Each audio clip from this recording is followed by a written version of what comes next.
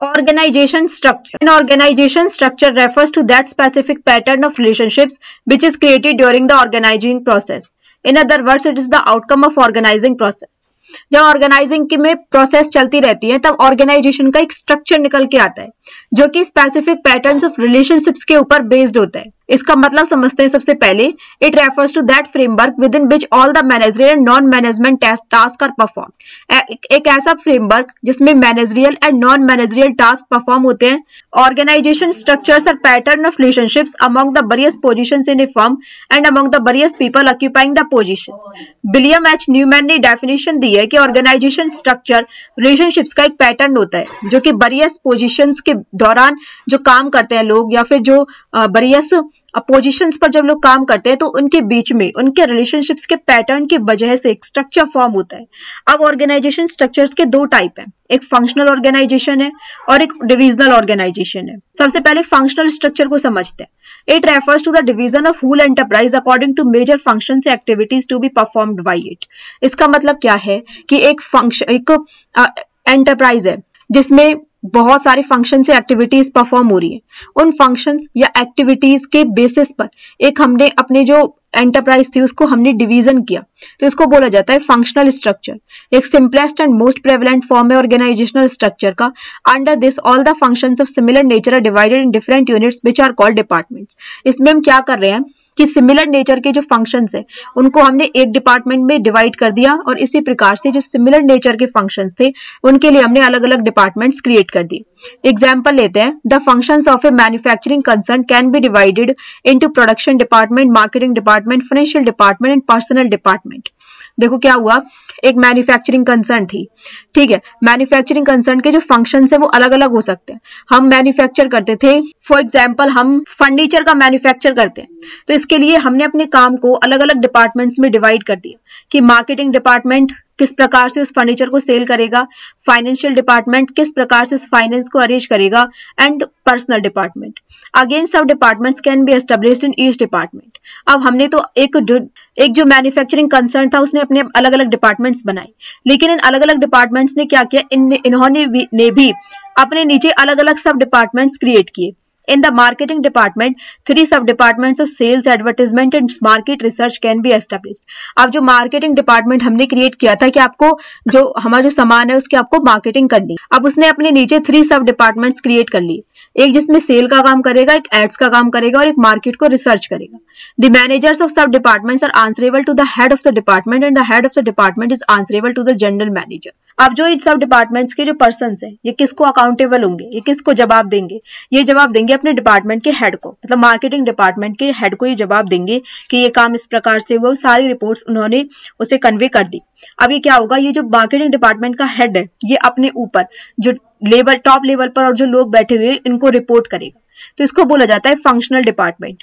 अब इसको एक डायग्राम के थ्रू समझते हैं। शेयर होल्डर्स थे कंपनी में, उनके नीचे बोर्ड ऑफ डायरेक्टर्स वर्क कर रहे थे, उनके नीचे मैनेजिंग डायरेक्टर वर्क कर रहे थे एंड मैनेजिंग डायरेक्टर के नीचे 4 डिपार्टमेंट थे, production department, marketing department, finance department and personal department. अब जो मार्केटिंग डिपार्टमेंट था इसने कहा कि मेरा काम बहुत ज्यादा है, मुझे सेल्स भी देखनी है एंड एड्स भी देखनी है कि किस प्रकार से हम टारगेट ऑडियंस तक पहुंच सकते हैं, मुझे अपने नीचे और ज्यादा डिपार्टमेंट्स को क्रिएट करना है।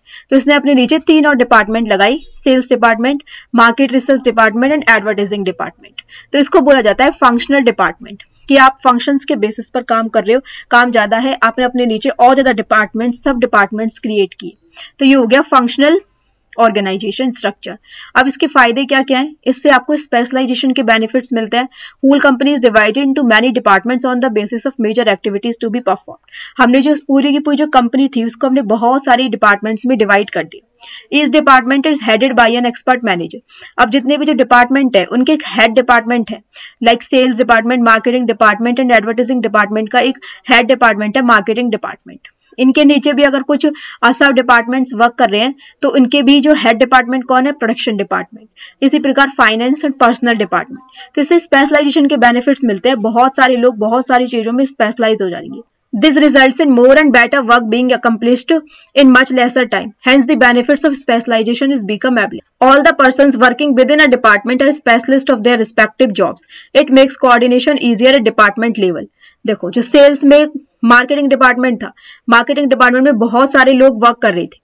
अब 100 लोग अगर वर्क कर रहे थे तो इसने क्या किया, इसने देखा कि इसमें से 30 कौन कौन से लोग हैं जो सेल्स में अच्छे हैं, इसने उनका एक अलग डिपार्टमेंट बना दिया। 30 वो कौन कौन से लोग हैं जो मार्केट रिसर्च में अच्छे, उनका अलग डिपार्टमेंट बना। और 30 कौन कौन से लोग हैं जो एडवर्टाइजिंग में अच्छे, उनका एक अलग डिपार्टमेंट बना। अब हर कोई अपने अपने काम को स्पेशलाइजेशन ढंग से करेगा और हर कोई अपने काम को मिलजुल कर करेगा। तो इससे क्या हुआ, इससे कोऑर्डिनेशन एस्टेब्लिश हुआ। Managerial efficiency is increased, it helps in increase managerial efficiency because of performing the same work again and again. अब जो मार्केटिंग के जो पर्सन्स थे वो अपने काम को जब सेम एंड वर्क को जब वो अगेन एंड अगेन करेंगे तो इससे इनकी जो एफिशिएंसी है वो भी इंक्रीज होगी। Minimal duplication of efforts, in this type of organisation unnecessary duplication of efforts is eliminated. For example the function of finance is only carried out by the finance department. इसमें duplication नहीं हो सकती क्योंकि finance department जो है, हम finance department का example लेते हैं कि जो फाइनेंस है उसको कैरी आउट करना है फाइनेंस डिपार्टमेंट के द्वारा। There is no need to establish 2 or more departments. It makes it possible to utilize the human and other resources effectively. Training is facilitated. It facilitates the training of personnel as the focus is only on limited range of skills. इसमें हम training भी दे सकते हैं क्योंकि हम marketing के नीचे जैसे 3 डिपार्टमेंट वर्क कर रहे थे तो हमें पता है कि हमें कौन से जो लोग हैं उनको हमें सेल्स की ट्रेनिंग देनी है, किन लोगों को हमें मार्केट रिसर्च की ट्रेनिंग देनी है और किन लोगों को एडवर्टाइजिंग की ट्रेनिंग देनी है। The employees of finance department are given training of financial issues only. तो इस प्रकार से ट्रेनिंग भी इसमें फैसिलिटेट हो जाती है। अब इसके कुछ डिसएडवांटेजेस की बात करते हैं। इग्नोरेंस ऑफ ऑर्गेनाइजेशनल ऑब्जेक्टिव्स, इसमें जो ऑर्गेनाइजेशन के ऑब्जेक्टिव्स है वो इग्नोर हो सकते हैं। Each department head works according to his sweet will, अब जो हर कोई डिपार्टमेंट है वो अपनी स्वीट विल के अकॉर्डिंग वर्क कर रहा है। They will always give more importance to their departmental objectives and overall organisational objectives suffer. देखो जो फाइनेंस डिपार्टमेंट है वो क्या चाहेगा कि मेरी ऑर्गेनाइजेशन में ज्यादा तारीफ हो, तो वो केवल और केवल अपने पर्सनल अपने डिपार्टमेंट के गोल्स को अचीव करने में ही ज्यादा वो कोशिश करेगा। तो इससे क्या होता है, इससे वो पूरी ऑर्गेनाइजेशन के गोल को अचीव करने में वो हेल्प नहीं कर रहा है, उसे सिर्फ और सिर्फ अपने डिपार्टमेंट के गोल को अचीव करना है। तो इससे क्या होगा, ऑर्गेनाइजेशन के ऑब्जेक्टिव्स है वो इग्नोर होते हैं। द प्रोडक्शन डिपार्टमेंट में produce quality product ignoring the fact that the market trend favours accepting medium quality product. अब प्रोडक्शन डिपार्टमेंट ने क्या किया, प्रोडक्शन डिपार्टमेंट ने अपनी इमेज को अच्छी बनाने के लिए एक हाई क्वालिटी प्रोडक्ट्स बनाने शुरू कर दिए जिसमें कॉस्ट भी ज्यादा आने लगी। लेकिन वो ऑर्गेनाइजेशन के ऑब्जेक्टिव को भूल गई कि हमें अपनी सेल्स को भी इंक्रीज करना है। लेकिन जो मार्केट है वो मीडियम क्वालिटी के प्रोडक्ट को एक्सेप्ट कर रही है, ट्रेंड चल रहा है कि मीडियम क्वालिटी के प्रोडक्ट्स एक्सेप्ट किए जाएंगे। लेकिन प्रोडक्शन डिपार्टमेंट अपनी इमेज को अच्छा बनाने के लिए हाई क्वालिटी प्रोडक्ट्स को वो कर रहा है, मैन्युफैक्चर कर रहा है। तो इससे क्या होगा, ऑर्गेनाइजेशन का जो ऑब्जेक्टिव है वो अचीव नहीं हो पाएगा क्योंकि सेल उतनी नहीं हो पाएगी।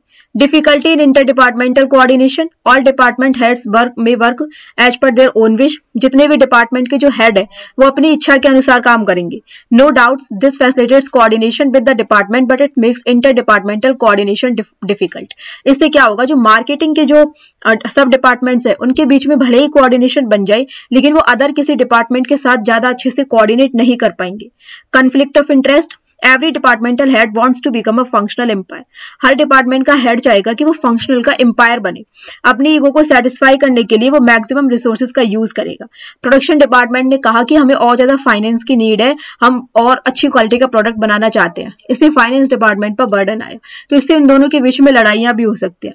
This situation leads to conflict among the various department head. Hurdle in complete development, this system is hurdle in way of completing development of the employees. इससे क्या होगा, एम्प्लॉइज का डेवलपमेंट अच्छे से नहीं हो पाएगा। Each employee specializes only a small part of the whole job. हर जितने भी जो एम्प्लॉइज है वो केवल और केवल एक ही जॉब में अच्छे हो पाएंगे, उन्हें और जो सब डिपार्टमेंट्स है उनकी नॉलेज नहीं हो पाएगी। तो इसके कुछ ये डिसएडवांटेजेस थे। अब फंक्शनल स्ट्रक्चर की सूटेबिलिटी की बात करते हैं कि ये कहां पर ज्यादा अच्छे से सूटेबल है। Where the size of business unit is large, business unit का साइज बहुत ज्यादा लार्ज है। High degree of specialization is required, diversified activities are needed. Where there is only one product that is sold, company में केवल और केवल एक ही product sold होता है, तो उसके लिए फंक्शनल ऑर्गेनाइजेशन स्ट्रक्चर का यूज किया जा सकता है। स्पेशलाइजेशन की हाई डिग्री की नीड है तब हम इसको यूज कर सकते हैं। डाइवर्सिफाई एक्टिविटीज की कंपनी में जरूरत है तब इसको यूज किया जा सकता है। नेक्स्ट अब बात करते हैं कि डिविजनल स्ट्रक्चर क्या है। Divisional organization structure means division of the whole enterprise according to major products to be manufactured by it. इसमें क्या होता है, इसमें हम whole enterprises को किस बेसिस पर डिपेंड करेंगे, क्योंकि कंपनी में बहुत सारे मेजर प्रोडक्ट्स बनाए जा रहे हैं। पहले क्या हो रहा था, कंपनी में केवल एक ही प्रोडक्ट बन रहा था, लेकिन क्योंकि कंपनी को बहुत सारी एक्टिविटीज परफॉर्म करनी थी, बहुत सारी फंक्शंस परफॉर्म करने थे, इसलिए हमने फंक्शनल स्ट्रक्चर को प्रोड्यूस किया। लेकिन अब कंपनी में मेजर प्रोडक्ट्स, बहुत सारे प्रोडक्ट्स बनाए जाते हैं, तो इसलिए हम क्या करेंगे, मेजर प्रोडक्ट्स के बेसिस पर अब जब कंपनी को डिवाइड किया जाएगा, इसको बोला जाएगा divisional structure. may also be created on the basis of geographical areas, ये geographical areas के basis पर भी create किया जा सकता है, customers groups etc. If in a business enterprise many types of goods are manufactured, departmentation is done on the basis of product instead of function. एक business है, उसमें बहुत सारे गुड्स को प्रोड्यूस किया जाता है, तो इसमें अब फंक्शन की नीड नहीं है कि आप अलग अलग डिपार्टमेंट्स बनाओ, मतलब उनके नीचे आप सब डिपार्टमेंट्स क्रिएट करो। अब नीड है कि इसमें मेजर प्रोडक्ट्स बनाए जाने। If it is not so, there is constant fear that the production of some product and their marketing will consume much time. Consequently, some products will be sold in the greater number while the others will find little market. अब क्या हुआ, हमारी organisation में 5 products बनते थे, अब जो 2 products हैं वो हम हाई क्वांटिटी में बना रहे हैं, लेकिन 3 प्रोडक्ट्स हम इतनी क्वांटिटी में नहीं बना पा रहे। इससे क्या होगा, 2 प्रोडक्ट्स तो हाई क्वांटिटी में सेल होंगे, लेकिन जो अदर प्रोडक्ट्स है वो मार्केट में ज्यादा अपनी जो जगह है उसको नहीं बना पाएंगे। To avoid such a situation, the whole enterprise is divided on the basis of products. अब इस सिचुएशन में क्या किया जाता है कि प्रोडक्ट्स के बेसिस पर ऑर्गेनाइजेशन को डिवाइड कर दिया जाता है, and various divisions are established. The head of the division looks after all the functions connected with the product. अब जो डिपार्टमेंट का हेड होगा वो उस डिपार्टमेंट में जितने भी प्रोडक्ट्स बन रहे हैं उसके अंडर वो उन सबको look after करेगा, that is purchase, sale, advertisement, product, financial etc. All these functions are performed separately by different divisions. अब इसको एक डायग्राम के थ्रू समझते हैं।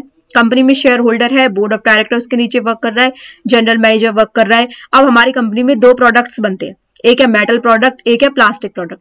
हमने क्या किया, मेटल प्रोडक्ट और प्लास्टिक प्रोडक्ट दोनों को हमने बिल्कुल सेपरेट कर दिया। मेटल प्रोडक्ट के नीचे हमने 4 डिपार्टमेंट बना दिए, प्रोडक्शन अलग, marketing, finance and personal.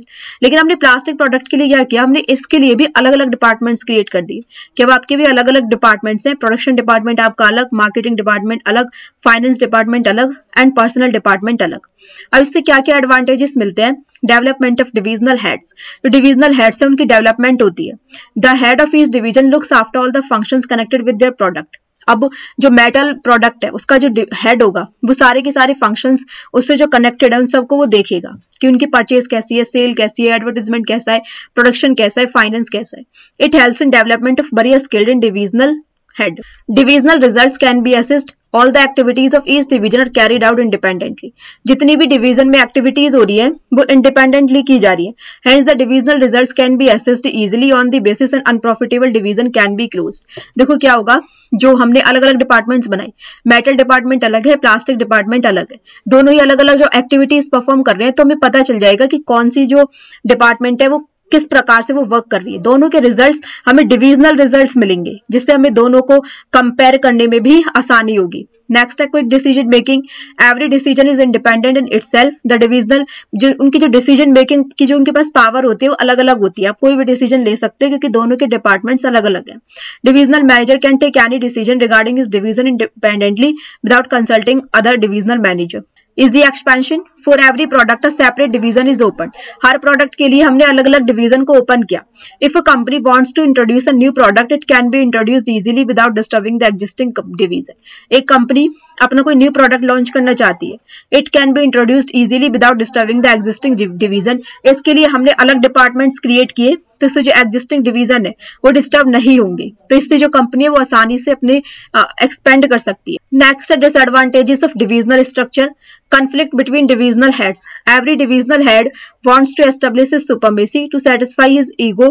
Each demands maximum resources for his division. जो डिविजनल हेड होते हैं वो अपनी सुपरमेसी क्रिएट करना चाहते हैं, अपनी ईगो को सेटिस्फाई करने के लिए वो मैक्सिमम रिसोर्सेज को यूज करेंगे। देखो जो मेटल प्रोडक्ट का जो हेड था और जो प्लास्टिक प्रोडक्ट का जो हेड था वो क्या चाहेंगे कि हम दोनों मतलब वो अलग अलग रूप से क्या चाहेंगे कि हम इसमें बेस्ट रहें, हम हमारी पूरी ऑर्गेनाइजेशन में ज्यादा अच्छे तरीके से हम प्रोड्यूस करें, तो अपनी ईगो को सेटिस्फाई करने के लिए ज्यादा से ज्यादा रिसोर्सेज को यूज करेंगे। This situation leads to conflict among the various divisional heads. हो सकता है उससे उनके दोनों के बीच में झगड़ा हो जाए कि प्रोडक्शन डिपार्टमेंट की जो प्रोडक्शन डिपार्टमेंट है प्लास्टिक प्रोडक्ट का वो ज्यादा अच्छी क्वालिटी को इंक्रीज करने के लिए वो ज्यादा पैसों का यूज कर रहा है, ज्यादा वो फाइनेंस की हेल्प ले रहा है। मेटल डिपार्टमेंट से हो सकता है कि उससे इसकी वजह से लड़ाइयां हों, तो इससे क्या होता है, कन्फ्लिक्ट होने शुरू हो जाते हैं, कॉस्ट इंक्रीज होती है।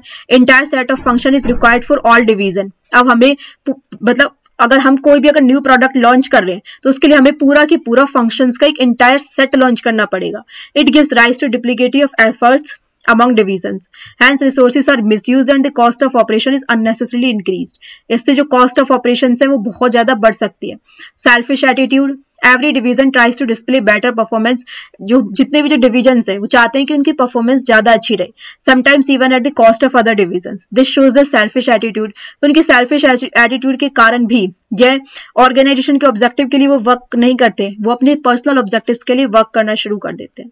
अब जो डिविजनल ऑर्गेनाइजेशन स्ट्रक्चर है ये कहाँ के लिए सूटेबल है, where large variety of products are manufactured using different productive resources, जहां पर बहुत सारे जो प्रोडक्ट्स है वो मैन्युफैक्चर हो रहे हैं और उनके लिए अलग अलग प्रोडक्टिव रिसोर्सेज की नीड है। Where different manufacturing technologies and marketing methods are required, जहां पर मैन्युफैक्चर करने के लिए डिफरेंट टेक्नोलॉजीज की नीड है और डिफरेंट मार्केटिंग मेथड्स की नीड है। अब बात करते हैं फंक्शनल एंड डिविजनल स्ट्रक्चर में कंपैरेटिव स्टडी करते हैं। Functional structure, divisional structure. Formation, functional division structure कैसे फॉर्मेट होता है, on the basis of work. Divisional structure on the basis of products, मतलब इसमें काम ज्यादा होगा तो हम फंक्शनल स्ट्रक्चर को क्रिएट करेंगे, प्रोडक्ट्स ज्यादा होंगे तो हम डिविजनल स्ट्रक्चर को क्रिएट करेंगे। नेक्स्ट है स्पेशलाइजेशन।